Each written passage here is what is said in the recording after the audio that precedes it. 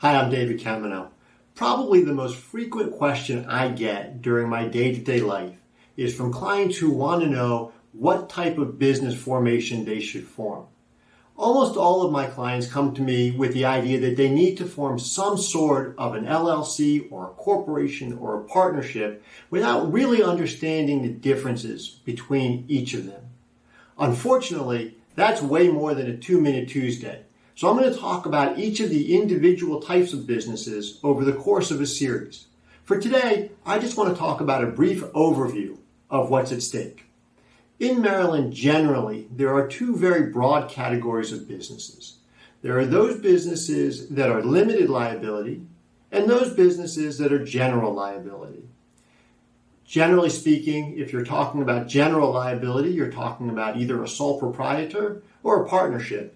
And if you're talking about limited liability, you're talking about a corporation or an LLC. Of course, within each of these categories, there are general subcategories as well, which we will talk about in other parts of this series. The most important thing is that many of my clients feel like they need to have a limited liability business entity because they're afraid they're going to get sued. And so I frequently speak with them about the idea that just because you have a limited liability entity doesn't mean that you can't get sued.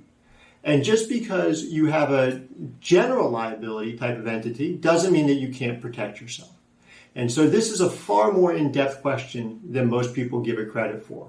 For example, if I had a client who was doing some work on the side, maybe as a carpenter or masonry, I might suggest that he just do it as a sole proprietor and be sure to get enough insurance.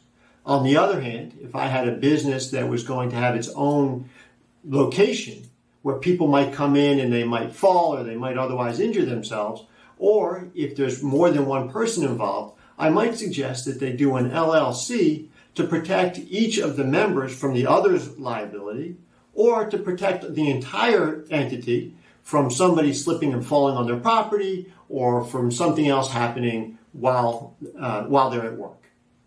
Again, there will be many more in this series. We'll talk about each of the individual entities at a later date.